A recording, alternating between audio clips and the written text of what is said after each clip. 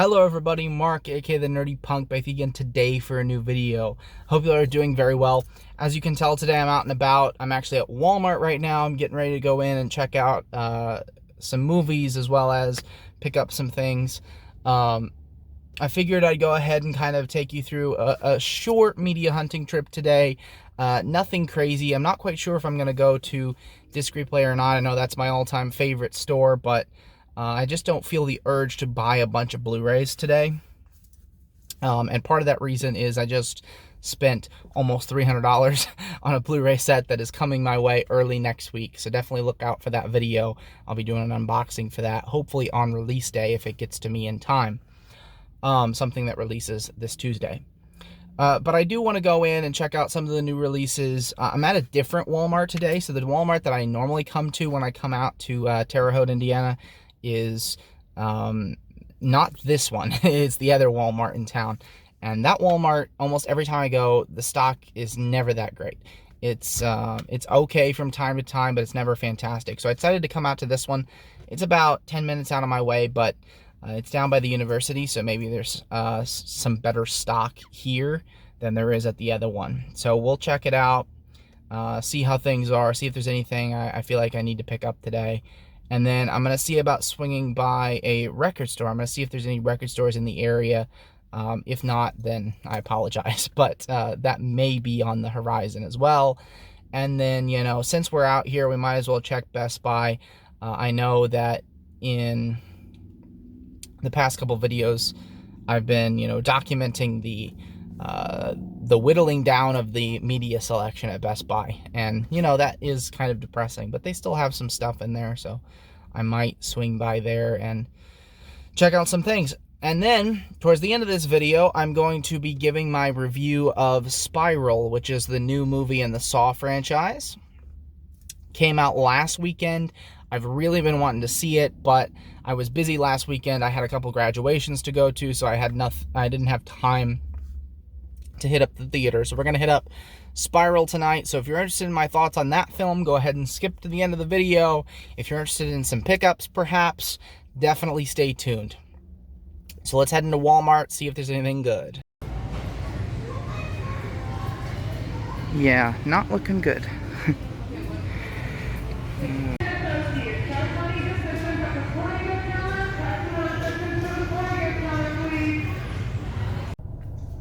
Okay, so I did pick up a couple of things in Walmart that I'll show you quick. Well, one DVD. My most important purchase was a case of beer. I was able to get a 30-pack of Hamm's for 13 bucks. That is an incredible deal.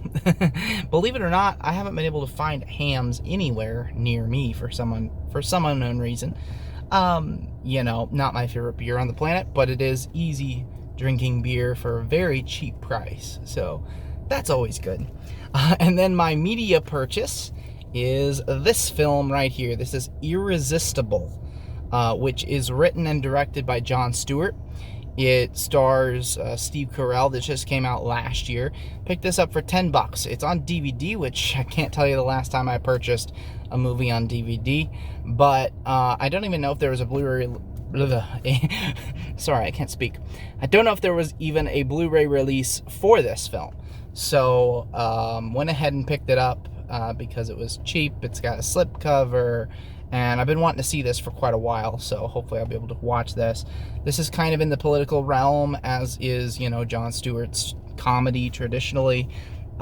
This is about a couple of political consultants, I believe, who find this guy who lives like in the middle of nowhere, and he's very progressive, so he runs a progressive campaign in the middle of a conservative county. So kind of interested. It's kind of close to home for me because I'm very politically progressive and I live in a very rural conservative part of the country, so it kind of hits home. I figure it'll be a fun watch, interesting watch, and of course the beer being my most important purchase at Walmart.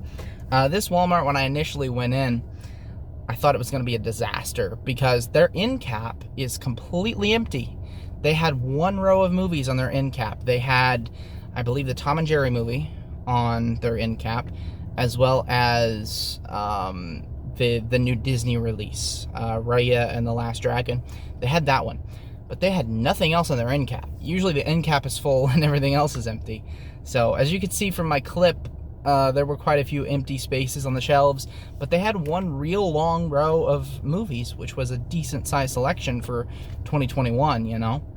And another kind of interesting thing I wanted to point out, I showed you a clip of their vinyl section next to their CD section. I remember when the CD section used to be an entire row, and now they had that one tiny little section of CDs. I think their record selection was bigger than their CD selection in this Walmart. So, interesting. There were a couple records that kind of were tempting. You know, there were there was a System of a Down record, which I don't own any of their albums on vinyl. That was only like 19 bucks. They had a Beatles album for 19. You know, some interesting stuff, but nothing I decided to pick up, nothing I felt like I couldn't live without. As far as the record store, I can't do the record store today because there's actually, from my research, only one record store in this town. There's also, you know, Walmart, there's Disc Replay, which has some records as well, but in terms of like standalone record stores, there's really only one, and from what I've seen online, their selection isn't fantastic. So unfortunately, this is not a good place to hunt for records. Okay, so next stop of the day is going to be Best Buy, and I think on my way to Best Buy, we're going to pick up some food. So I'll get some food in my belly and go check out the selection at Best Buy. Okay, so decided to switch it up a little bit on the food. You know, my normals, Panda Express or Popeyes. Decided to go with some Culver's today. Picked up a Midwest staple, the pork tenderloin sandwich. Delicious. And equally delicious chocolate shake. So I'm going to enjoy the rest of my dinner here, and then I'm going to head into Best Buy and see what they got. Okay, so I actually, believe it or not, I picked something up from Best Buy. It's the first time in I don't know how long since I've actually picked something up at Best Buy. I go to Best Buy all the time, but it's just everything's either overpriced or they don't have a good selection. But today I had a good feeling about Best Buy going in, and boy was I right. There was a lot of good stuff in there, and there's some things that I also could have bought but I didn't buy because, you know, I didn't find it all that necessary to do so. So I spent $31, which is, you know, quite a bit for 3 titles, but especially when one of them is a brand new release, it's not that bad at all. And in total I have 4 movies here, even though I only picked up 3 titles. So first thing I picked up, one of the things I was really hoping I'd find today, and that is Minari. Minari, of course, won several, I think it won a couple Oscars, and it was nominated for 6. So I was really interested to see this. I still haven't found Nomadland anywhere, so I don't know what's up with Nomadland. I don't know if they just didn't distribute to stores or what. But I've been really wanting to see Minari. I've heard amazing things about it, of course. Amazing things about Steven Yeun and the other actors in here. Lee Isaac Chung, who directed this movie. This is an A24 movie, and I love A24 and all of their films, so I'm excited to finally watch this. This is Blu-ray. I don't think there was a 4K release of this. I think it was just Blu-ray. So anyway, Minari, very excited to have this. And then next one I picked up, I haven't seen any of these films, by the way. The next one here is called 30 Days of Night, and this was only $5. That was a really good deal. This movie, I've heard amazing things about it from the horror community. There's lots of people who say this is the best vampire movie ever made, and so I'm really excited to check this out. I've heard really great things about it. There's I forget his name, but the channel name of a YouTuber who talks a lot about this movie is Absolute Sublime, and I watch his videos a lot, and I really love his videos, and he really loves this film, so I'm excited to check this one out. Great deal. And then another one that I think was a great deal, paid $8 for this, so $4 per movie, and that is the Bill and Ted double feature. So this has Bill and Ted's Adventure and Bill and Ted's Bogus Journey. This released, I believe, last year, right before the new Bill and Ted movie came out. I haven't seen any of the Bill and Ted movies, but I am interested to check them out eventually. Another comedy to add to the collection. Nice, fun, lighthearted movie. So excited to check this out. I thought for $8 for 2 movies, it would have been great. It is a great deal. There's some other things in there, like I said, that I was interested in. Some things that I, have seen several times, but for some reason I was in the mood to buy today. But I passed on some other stuff.